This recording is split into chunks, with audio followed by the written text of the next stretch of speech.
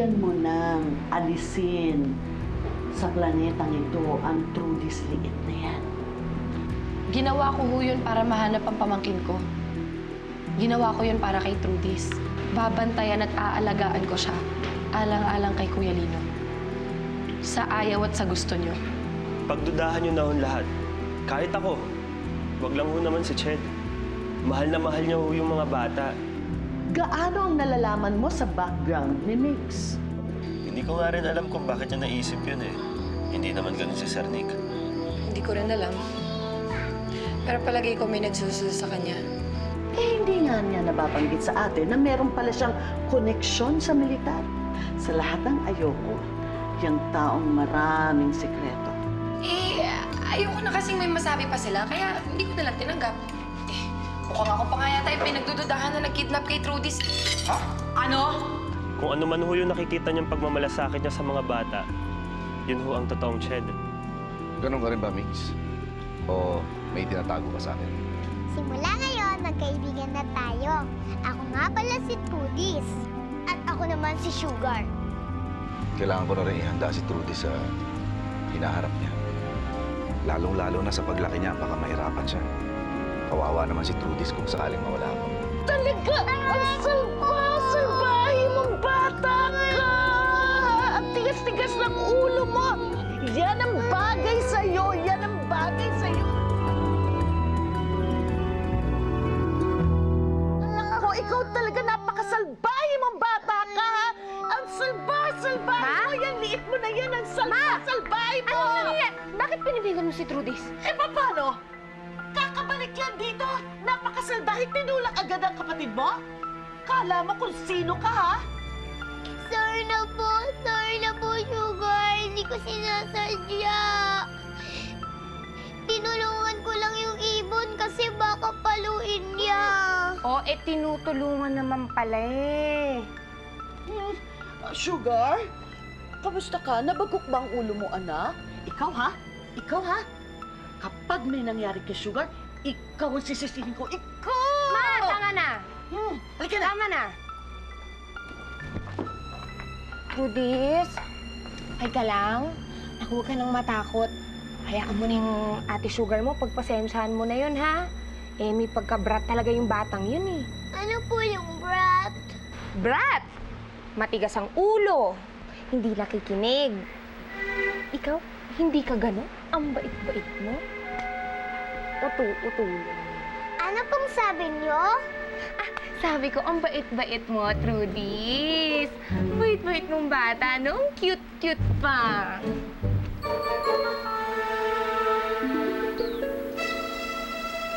Huli ka na?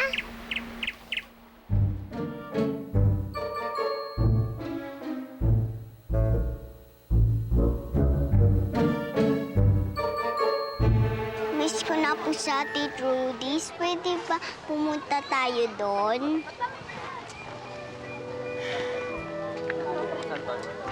Kupeng, pwede bang bukas na lang? Kasi kailangan ko talaga magbente. Eh, sino po nihintay niyo? Ha? Wala naman ako inaantay, ha? Siguro si Kuya Migs po, no? Namimiss niyo na din siya, no? Ha? Ikaw talaga, Upeng, ha? Ang bata-bata mo pa, marunong ka na manukso. Tumigil ka nga dyan, Nilito. Tutulungan mo na lang ako magbenta, dali.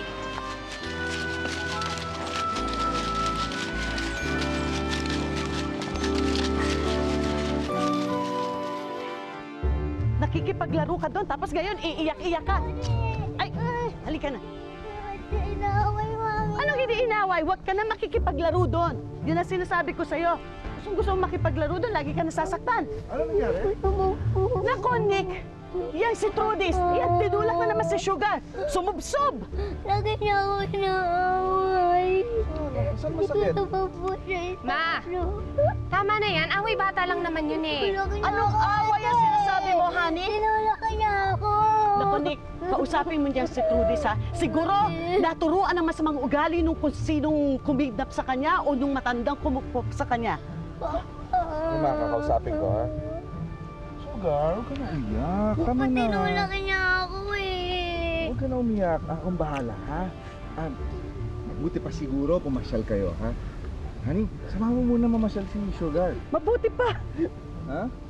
Oh, Mix. Sir. Samahan mo sila at mas kampante yung loob ko kung ikaw ang kasama eh. Sige ho, sir. Tama na, huwag ka na umiyak. Ha? Saan ba masakit? Yan. Tama na.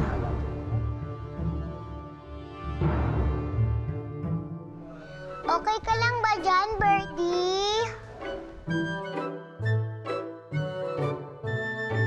Birdie, eto si Papa Nick. Papa Nick, eto si Birdie. Sira po yung pakpak niya eh.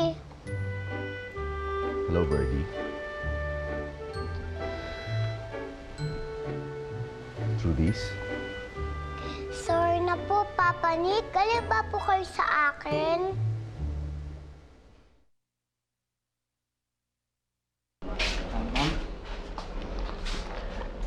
Hanggang dito ba sa bahay? Nagpapatrol pa kayo? Ma'am, pasensya na po. Utos po kasi sa amin ni Sir. Opo, ma'am.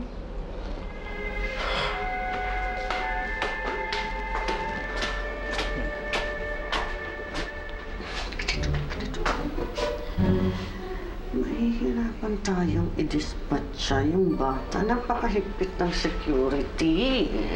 Ma, ano ka ba? Chill. Relax ka lang. Naalala mo ba yung sinabi ni Nick sa mga gwardya? Pwede kong papasukin ang kahit sino kong gusto dito sa bahay na to. Kahit pa si Bogart.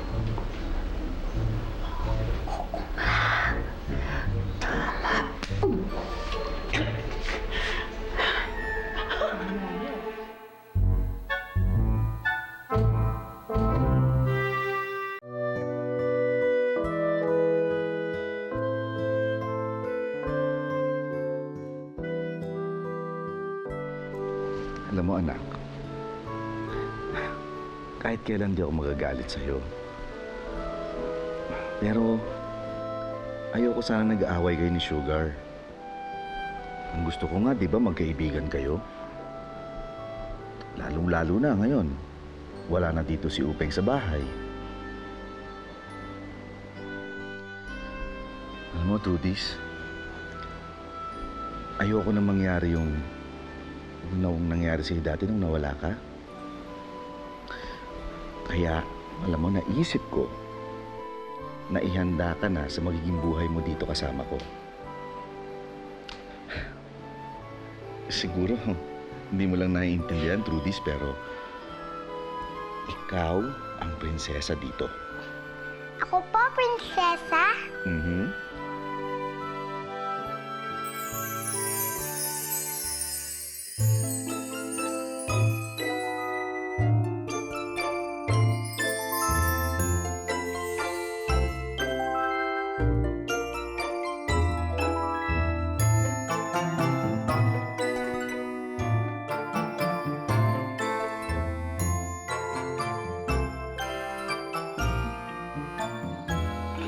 Bilang prinsesa, marami pa rin na magtatangka sa buhay mo.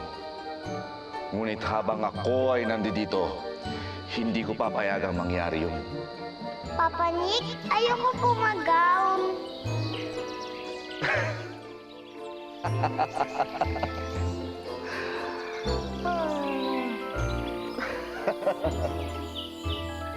O ba, hindi ka tumatawa?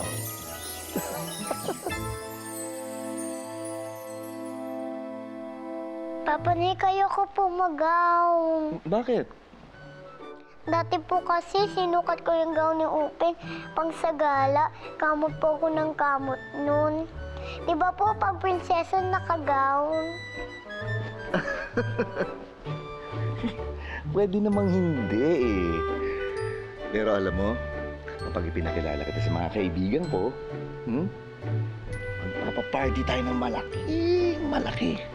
Tapos, kailangan nakasuot ka ng maganda. Ako po, papakilala nyo? Dahil gusto kong malaman nilang lahat na ikaw ang kaisa-isa kong anak. Alam mo ba, inaayos ko na ang pangalan mo para maging ganap na Ferrer ka na. Magiging Gertrudis Fair na po ako. Bagay, di ba? Ang ganda pong pakinggan.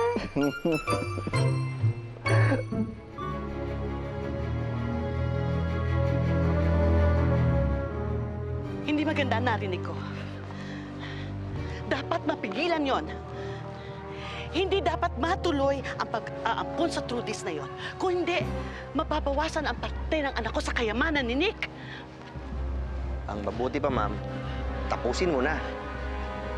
Anong ibig mo sabihin? Eto, ma'am, inabonohan ko na muna. Mabisa yan. Tutal, nasa loob ko na rin ng bahay, kayang-kaya mo nang lasunin ng bata.